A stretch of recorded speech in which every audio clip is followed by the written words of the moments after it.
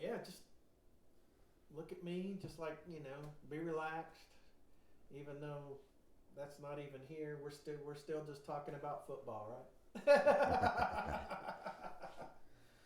Well, Dave, really, what I wanted to do is I wanted to start out with your history and how you actually. I mean, what made you go into the Navy in the first place?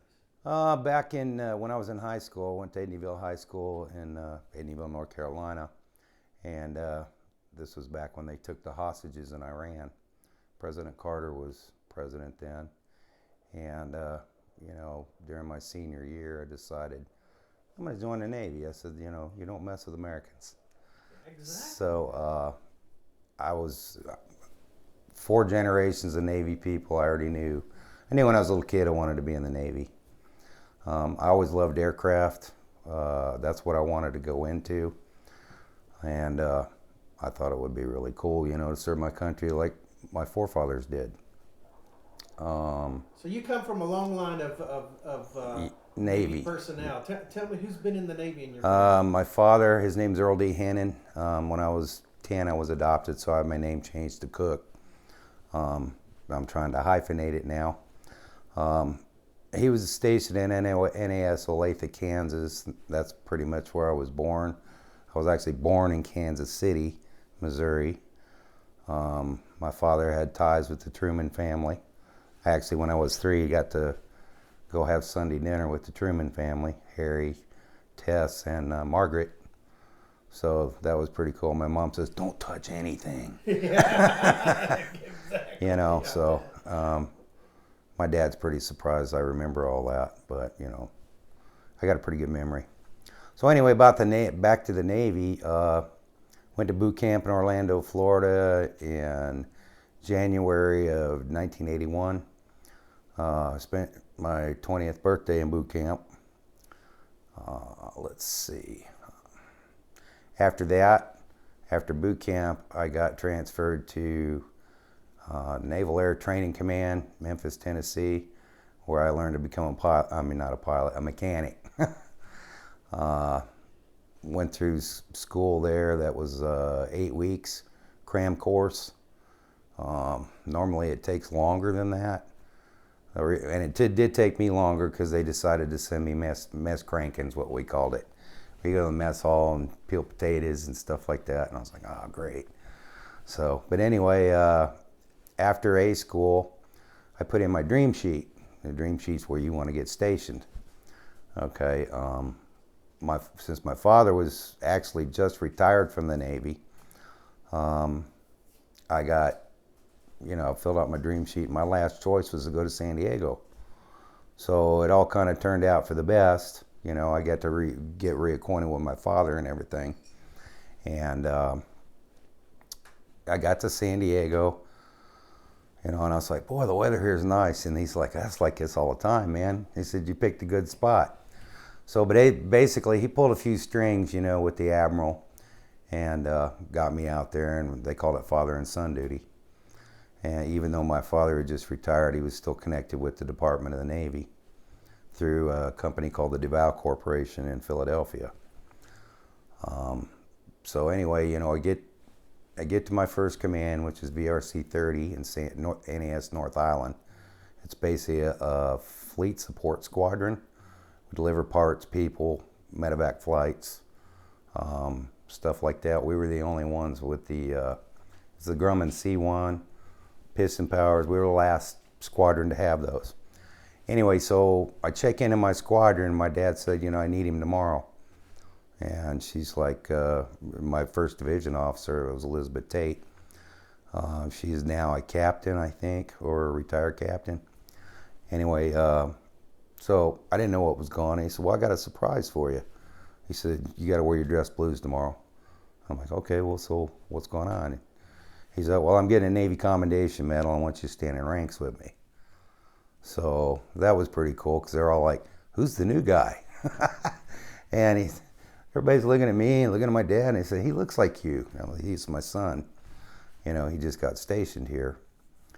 So anyway, I got to have tea with the Admiral and everything afterwards, and that was pretty cool. And I'm like, standing at attention and all that. He said, man, you in a fleet now. Don't worry about that. Yeah, just showing my respect.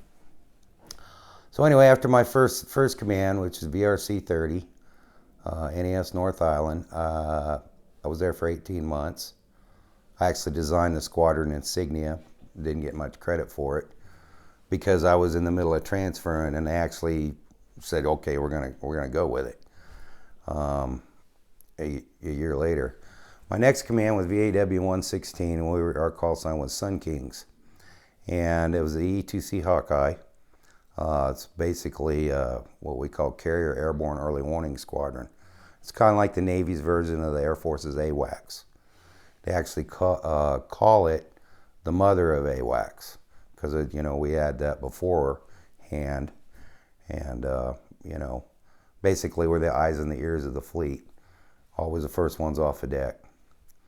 So anyway, I get to my second command, and what ship we gonna be on?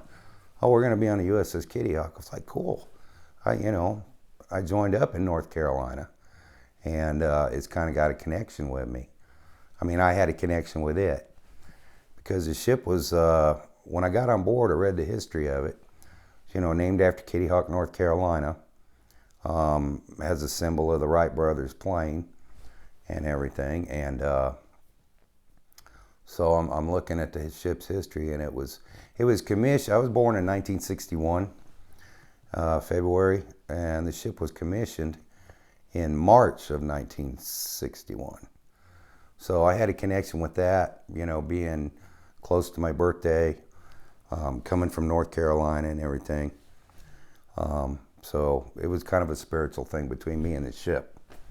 As far as I know, there were about, since the Kitty Hawk, was decommissioned, I think about 280,000 sailors served on the Kitty Hawk. It's got a big history. I remember one time we were in the Sea of Japan, and we hit a Russian submarine. And it made world news and everything, but we were at general quarters for like a long time. So, I mean, like you felt it? Like, did you? Oh yeah. I was tell me about that. I was on board when it happened. I worked night shift to work on the flight deck. I was a troubleshooter and final checker for the Hawkeyes. And usually I'm the guy that runs around the plane real quick, give it a thumbs up, and grab a pad eye, and they take off.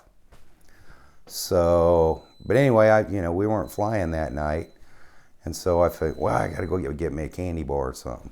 So I run down to my berthing area and open my coffin locker, grab a candy bar, and about that time, it sounded like a bomb going off, and I'm like, oh my God, they dropped a bomb on the flight deck or something, or something happened.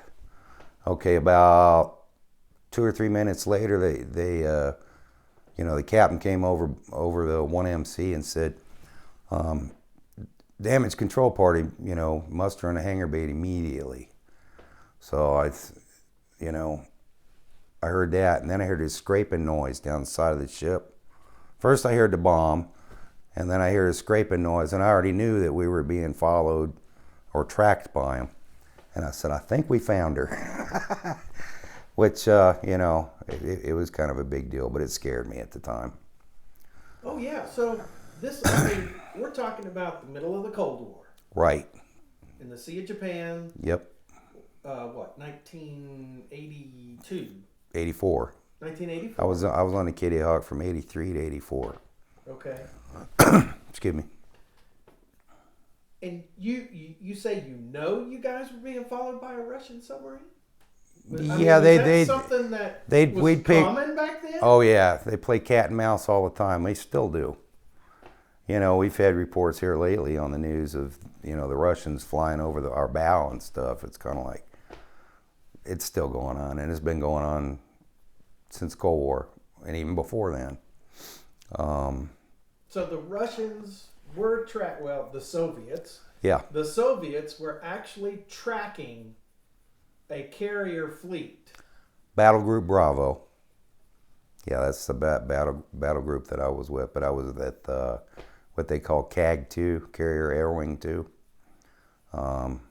It's like I say, for 2 weeks, this is like cat and mouse going on. We were kind of getting upset about it. So I don't know. I have my own thoughts on that, of what really happened. We know what really happened was they crossed our bow and we hit them. But I think we might have known they were there, but the reports came out and said we didn't know they were there. So who knows? I'm just glad that we, hitting a nuclear submarine right about where the reactor is.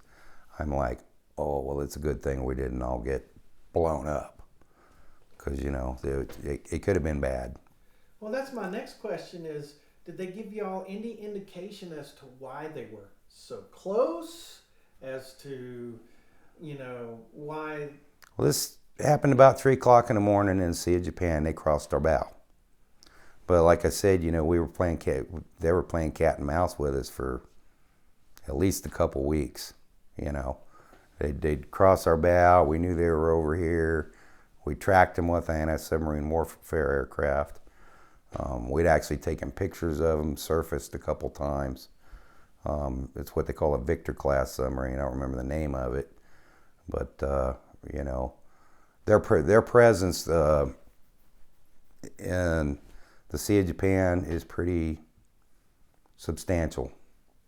So would they cross the bow to say, "Hey, we're here"? I don't know. I don't know if they actually did it on purpose, or they actually didn't know we were coming, which I don't see that. So anyway, all I know is that this happened. It made world news.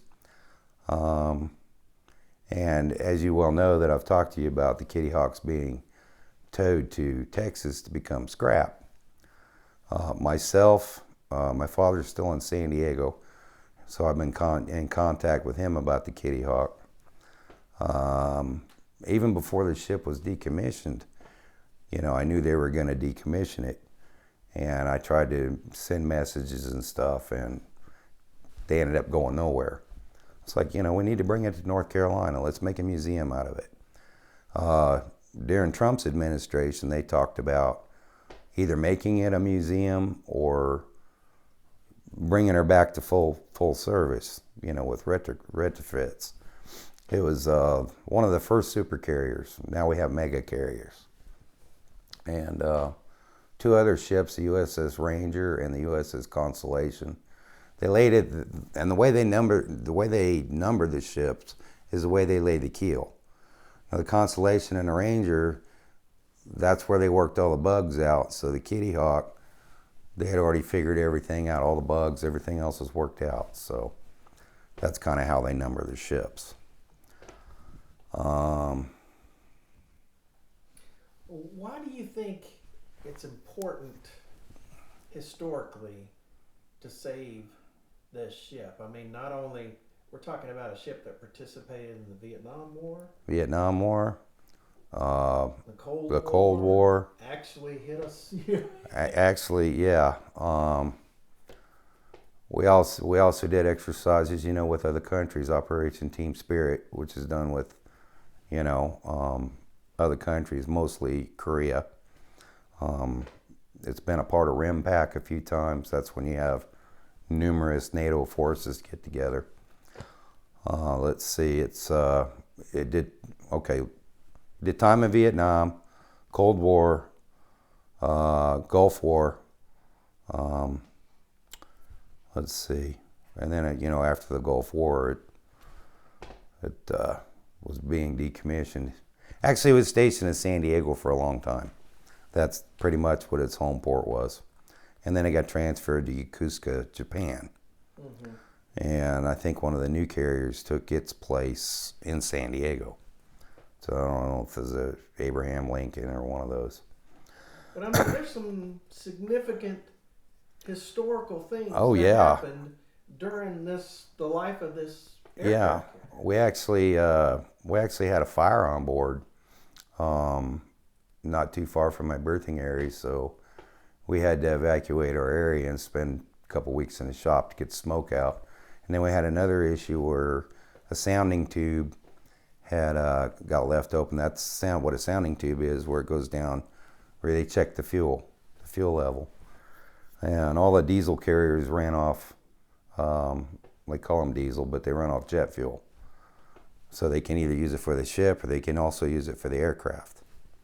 So it's like a win-win on both sides. The reason I'm wanting to save the Kitty Hawk is, number one, it's history. It's a part of North Carolina. You know, we have a battleship, the USS North Carolina, which is in the Cape Fear River. We don't have a carrier though.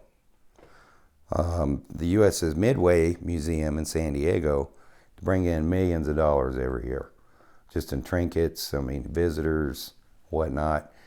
And it would be great for the tourism for North Carolina. It would also be great it would develop a lot of jobs in the Cape River area. As far as getting the static displays for aircraft, the airport's five miles away.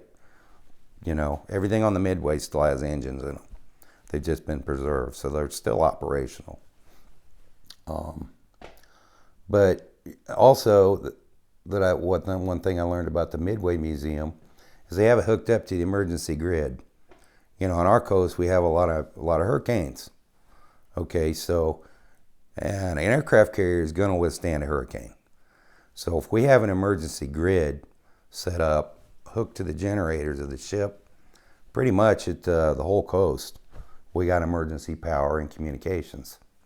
So it's I see it as a win-win thing for the state of North Carolina, and also to honor, you know, the 280,000 sailors that sailed on her. It's just, even though I was in the aviation field, it's just something about being at sea just becomes a part of you. You know, I'm very loyal to the Kitty Hawk. I went through some rough times on it, good times and bad times. You know, being chased around by the Russians, and I get letters, "Are you okay? Are you okay?" My mother would always worry about me, you know. So, you know, it's a spiritual thing, kind of, you know. And even before they decommission it, it's like, I got to do something. I've done, you know, put feelers out there, talked to other veterans and stuff, and everybody said, that'd be great. You know, we need a carrier. The state don't have a carrier. And even if we didn't put it in North Carolina, we need to have it close to the state. So, I think one of its home ports was Pensacola, Florida at one time. I'm not sure about that, but I know it was built at Newport News. Yeah. In Virginia. And, you know, its first duty station was, I think, San Diego. Okay. Because I actually have newspaper clippings of it when it first came into San Diego. It was back in 1961. I was just a baby then, you know. But it's, you know, I have that connection with the ship too. You know, I grew up during the Vietnam War. You know, I was always watching things about carriers. My big thing was aircraft. That's what my father was into. So when I was a little kid, he used to take me to work with him. So I'm like, what's this? What's that? What's this? What's that? And it stuck in my head. So at the age of 7, I knew I was going to go in the Navy eventually. Wow. So and of course, at the time that you were on the Kitty Hawk, we had the absolutely coolest plane ever, right? the Tomcat. Right. The whole Top Gun. I remember watching that. Yep. I was actually a background guy in Top Gun. I was my second duty station was NAS Miramar, and that's where VAW 116 was, my second squadron. So, you know, the part where they're playing volleyball, that was a squadron barracks. I had barracks duty that night, and I looked out the band. What's going on? Oh, they're just filming Top Gun. They're playing volleyball. I'm like, cool. But a lot of the scenes were filmed actually on the Ranger, even though they show parts of the Enterprise.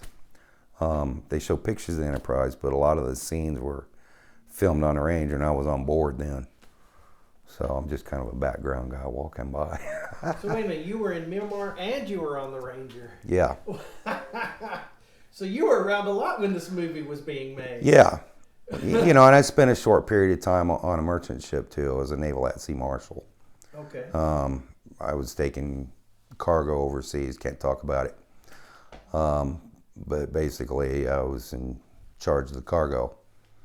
So, and I was the only Navy guy on board, and I thought that was an honor to be able to do that. And I got to see lots of places that most guys don't get to see, you know. Oh, yeah. So that was pretty cool. But I give I spent 27 years total in aviation. I worked 9 years at Lockheed Martin in Greenville. I started working on big planes, compared to what was on a carrier.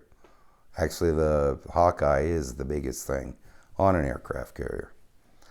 So I was like, Is that the primary plane that you worked on? Was the Hawkeye? Yes, the Hawkeye. But before then, I worked on the C1 Trader, which was built by Grumman. Its predecessor was the S2 anti-submarine warfare aircraft, and it was converted into a cargo aircraft. So basically, in my first squadron, we ended up getting the C2 Greyhound, which is now, the Navy's using them now. That's basically they bring in parts and cargo and mail and people, and they have a multifunction, what they do. They basically support the fleet. And that's what fleet support squadron, is what they called it. So also about the Kitty Hawk, several presidents have been on board it too. John F. Kennedy was on it. Don't remember why, but there's an actual article about it. So, and I'm going to try to do more research on that. And the big thing is we got to be able to raise money to have her brought here. I know when North Carolina was brought here, kids were sending in piggy banks. Boy Scouts were taking, money and sending it in. Churches, everybody's sending money. We got to save it, because it's named after North Carolina. Sure. Well, the Kitty Hawk is too, sorta. It's just a. Well, I mean, it's got name recognition. Exactly. Everybody knows what Kitty Hawk is. Yeah. But you could have named it the North Carolina. It probably wouldn't have the same exactly name recognition as the Kitty Hawk. Right. It's just an awesome ship, and it's myself as a Navy veteran and all the other people that spent time on it. That was our home. That was our safe place to be. We always knew that if we were in another country, if it hit the fan, go back to the ship. You're safe there. I remember after the accident that we had with the submarine, we had to go back to the Subic Bay, Philippines, and send the underwater divers down to fix our sonar because it had actually flooded it. So we were there for, I guess, a week and a half, and me and my buddies were out in town, kind of just partying a little bit. That's what us Navy guys do on our off time. And Shore Patrol walked in and said, "Everybody back to ship, your liberty's been canceled." And this was back during the time we had the problems with Gaddafi. Mm-hmm. So, I was like, hey, we got a couple more, days of liberty here, is the ship done? Yeah, it's done. I'm like, okay, so we get on the ship, and the next morning, we're pulling out, and I'm like, what's going on?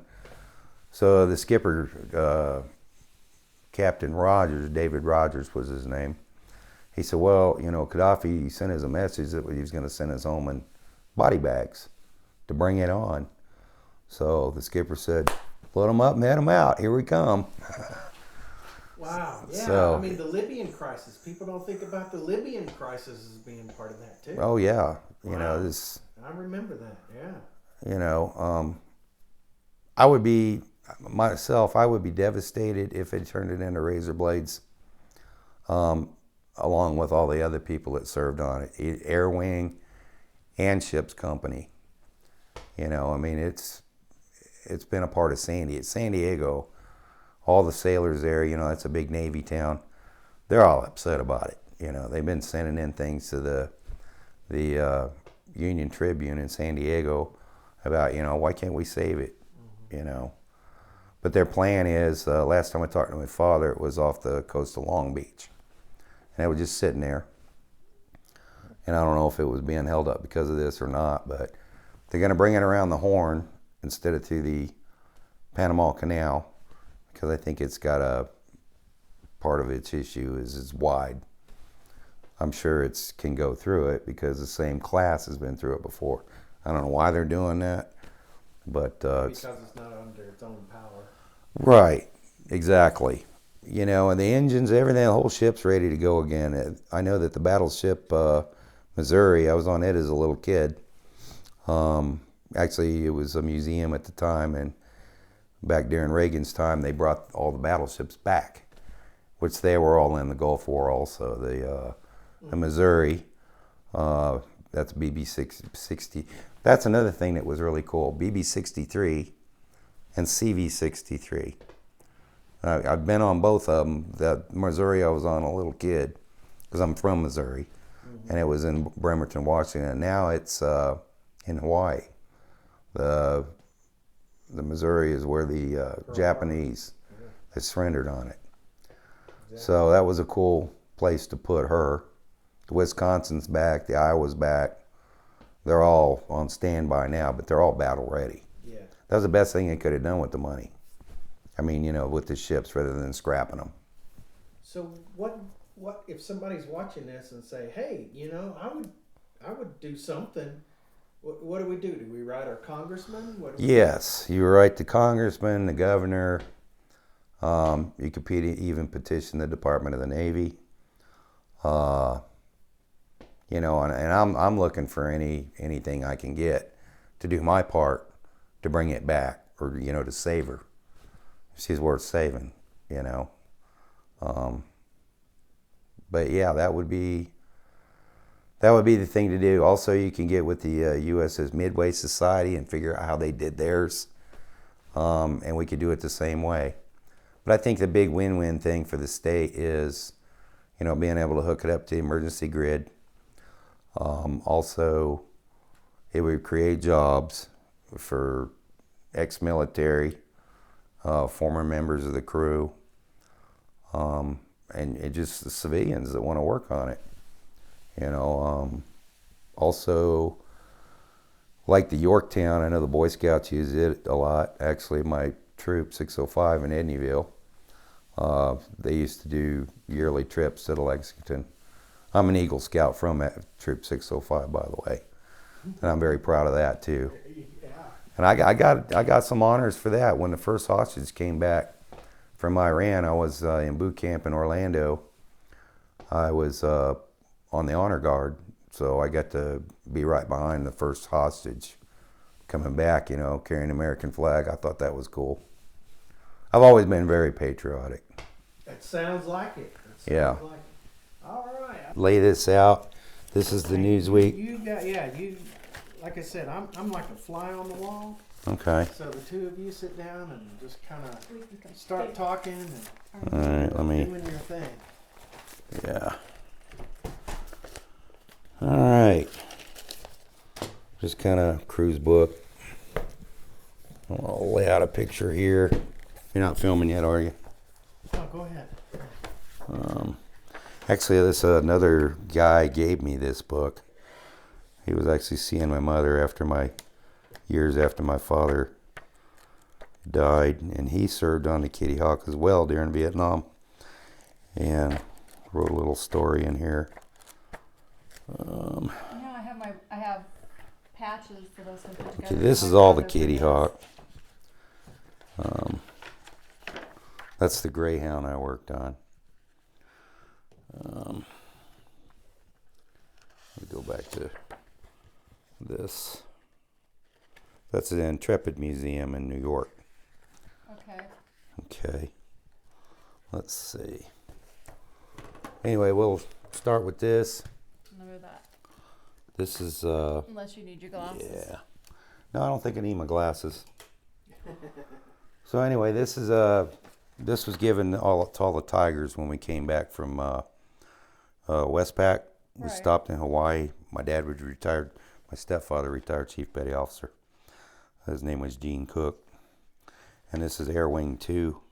These are all the different types of aircraft we had. We had 2 squadrons of F-14 Tomcats, which this is actually one of the pictures was made into a card. I've got several other pictures that I can't find right now. But these were all the different type aircraft. And I worked on the Hawkeye. Right there, we had the S-3 Vikings, anti-submarine warfare aircraft.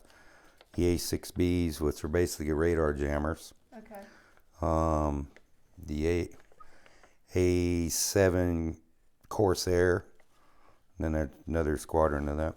Where this squadron here was from VQ-1 in Guam.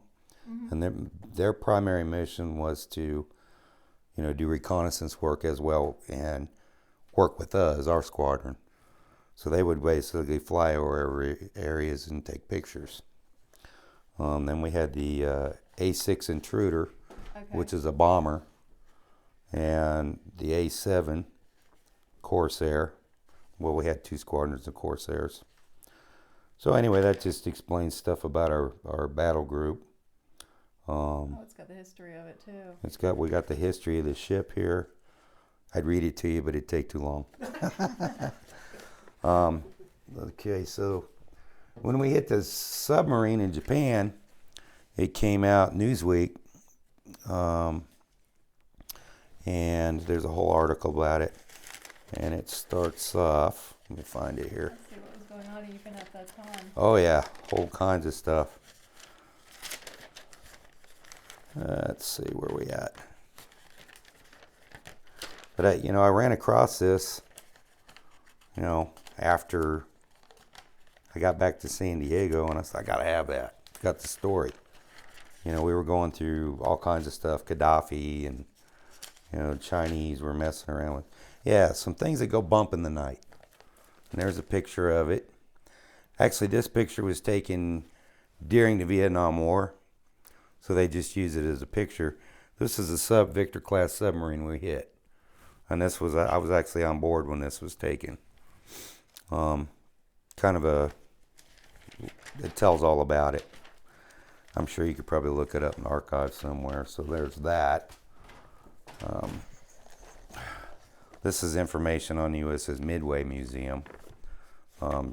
Tells a complete history of it, all the different places they were. And I'm trying to find more information on it, about the museum. Okay. I do know that they bring in millions of dollars every year just in trinkets. This was taken when I was in San Diego. Me and my father were out fishing. Mm-hmm. So that's just one picture. Everything else is in storage.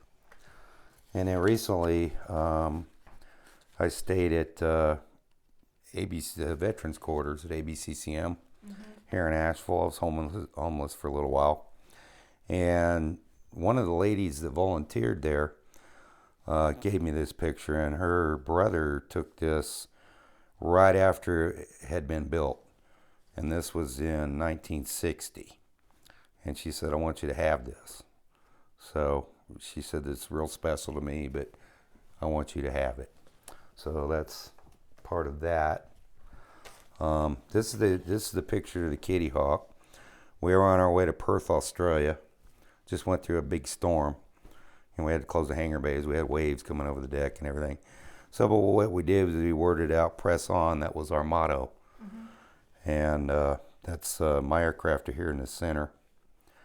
And then we have 2 F-14 squadrons, 2 A-7 squadrons, a helicopter squadron, and this is the one whale that we had. That's called an A-1 whale, Sky Warrior. I believe it was a Sky Warrior. So, but they did a lot of our reconnaissance work. So we got that picture. This is a story out of the San Diego Tribune, Union Tribune, on the Kitty Hawk. Has a whole story here. You can probably go to their website in San Diego and find out some more stuff about that. This was taken in 1961. It explains that there. That was one of the Kitty Hawk's first duty stations, and spent almost 45 years there until it went to Japan. And so there's that. This is a. You good? No. Am I moving around too much? No. I'm the one moving around. Okay, cool. Getting different angles. Cruise book. Yeah, I recognize the frames. Yeah, they're old. Yeah. This is a picture of the Kitty Hawk, and I believe this was in Japan. All right, that was after it left San Diego. And this is a picture of the Kitty Hawk at sea, and this was also in Japan. Don't have a whole lot of pictures of it in San Diego, but you know, it was the first of the super carriers. This is an EA-6B radar jammer. They coincide with our squadron a lot. Basically, we track the targets. We could track 600 targets at once with this aircraft. And during the first few days of the Gulf War, one aircraft to thousands of sorties. I think I don't know, I don't think I can even mention that. Because a lot of it's still You classified. may want to try to get a hold of these two gentlemen Yeah. and see if they're still alive to see if they could help you out. Well, this cruise book here has everybody in it. Well, that's what I was saying. That's a picture of the Greyhound that delivered parts and people. That was my first squadron. A lot of people in my squadron. I'm actually in the back as a straggler. Started to say, is your picture in? Yeah, that's me right there. I got one. Troubleshooter, final checker. Yeah.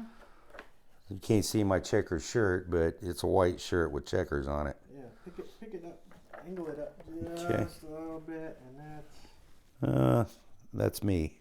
wow. But anyway, there's a couple of my friends that died in the Sea of Japan not long after we hit the sub.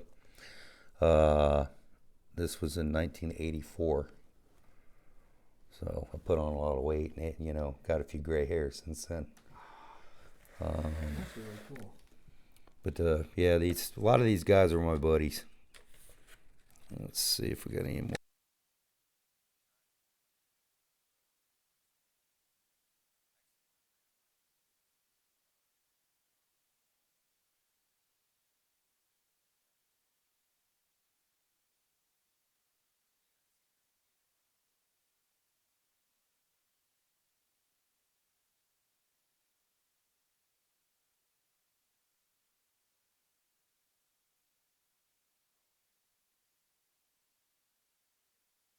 Had something to do with the two special forces they did. David Good. Well, if you've been watching the news, that. My other hero was Pappy Bowen, Major Staff. Yeah. And, you know, like I said, you know, I met her when she was a lieutenant and then ran into her again when she was up for captain. No, actually, she was a captain. She had her